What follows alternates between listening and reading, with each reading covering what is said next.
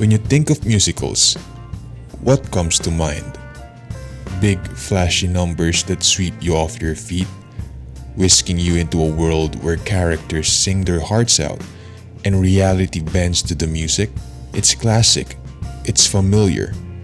But what if I told you there's a filmmaker who's quietly been subverting this entire tradition? Welcome to Moviemills. And today, we're talking about how John Carney is changing the musical genre. And he does it in 3 key ways. But before we dive into how John Carney is changing the game, we need to first look at its roots. Musicals have been a staple in cinema since the late 1920s, with films like The Jazz Singer, combining spoken dialogue with music for the first time. The genre evolved into lavish spectacles with intricate choreography, often taking viewers out of the story and into pure fantasy. Think Singing in the Rain or The Wizard of Oz. The music served to lift the story into a different plane of existence. Musicals like La La Land kept this tradition alive, with characters breaking into song and dance that doesn't belong to the world they inhabit. These moments are designed to dazzle, to entertain, and to create a sense of escapism. But John Carney, he strips all of that away. Instead of escapism, Carney gives us musical realism, a term I coined to describe the way his films integrate music into everyday life. In Carney's films, the music is not a fantastical interruption, it's part of the world, part of the character's lived experience.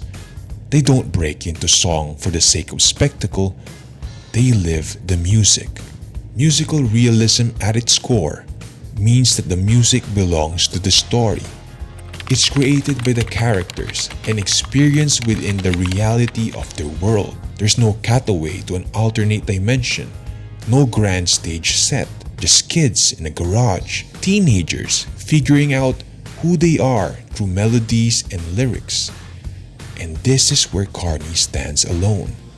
High School Musical and Camp Rock, for example, occasionally feature musical realism in scenes where characters are actively trying to write or rehearse songs.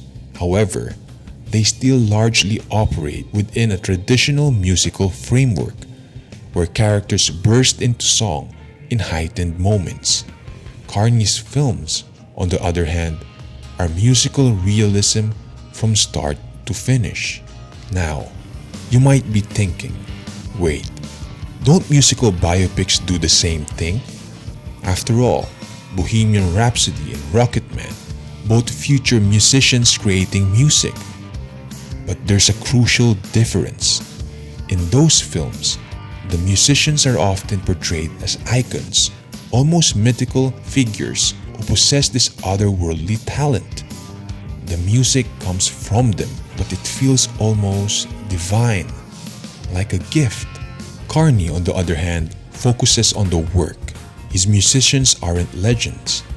They're people, grinding away in their bedrooms, trying to make sense of the world. It's not about achieving greatness. It's about the journey of making something real. John Carney once said that he wants his film to feel like people trying to make music rather than people performing music.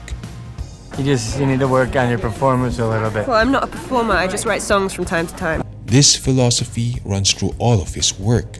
You're watching characters stumble through the process of creating something, and in that chaos, there's beauty. Little riffs that felt like, okay, I can see a 15-year-old kid doing that. Yeah. So it's nothing too complex. So I just love that. Her contribution, guitar-wise, has to be really simple, and the audience have to go, I totally buy that. And keep 4 on the floor. Yeah, is there a way to do that?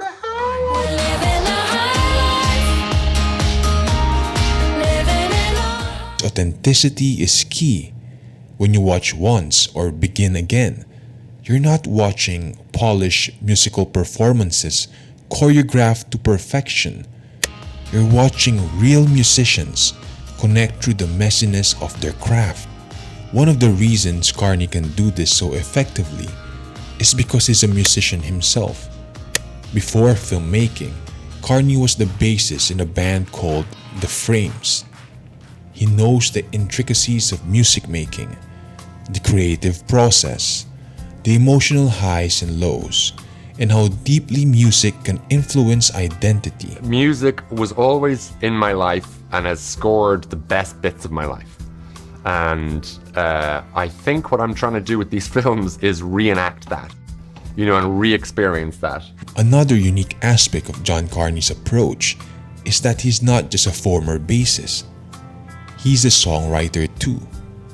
Carney co-wrote some of the songs for his films, and they've gone on to achieve remarkable success outside of the movies themselves. In Begin Again, Lost Stars, co-written by Carney, the song captures the emotional core of the movie, but its success didn't stop at the screen. It became a chart-topping hit, resonating with audiences far beyond the film. The fact that Carney is both writing the story and the music gives his films an extra layer of authenticity.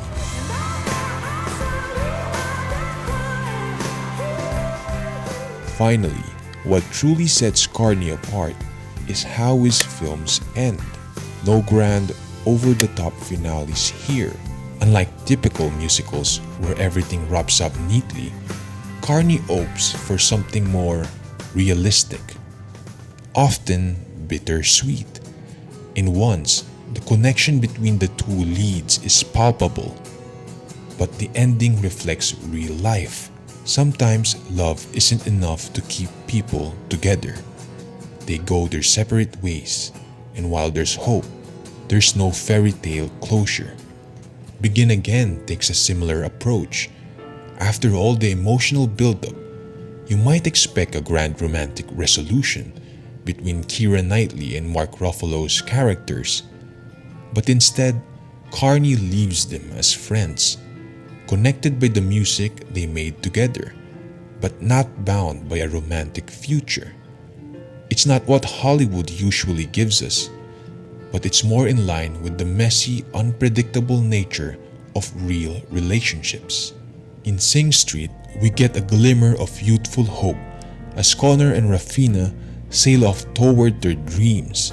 But Carney doesn't give us any guarantees. Will they make it? What's waiting for them on the other side? We don't know. The ending is more about the journey than the destination, and it perfectly captures the uncertainty of chasing dreams. And in Flora and Son, the mother and son bond over music. But Carney doesn't tie everything up in a bow. They've grown, yes, but the relationship is still complicated. The film ends on a note of personal reconciliation, but not every problem is magically solved. The characters find moments of grace, but life keeps moving, and so do they. Carney's endings don't indulge in fantasy. They reflect the ongoing nature of life. There's no definitive happily ever after, just like in real life. And that's what makes them resonate. They're not about the perfect resolution. They're about finding moments of connection and meaning along the way. John Carney's films are a reminder that music doesn't have to be epic to be meaningful. It can be quiet, intimate, and deeply personal. You could tell a lot about a person by what's on their playlist. I know you can, that's what's worrying me. His work speaks to the heart of what music really is. A way to connect, to heal, and to grow. In a world full of bombastic musicals, Carney's films whisper. And in that whisper, they speak volumes.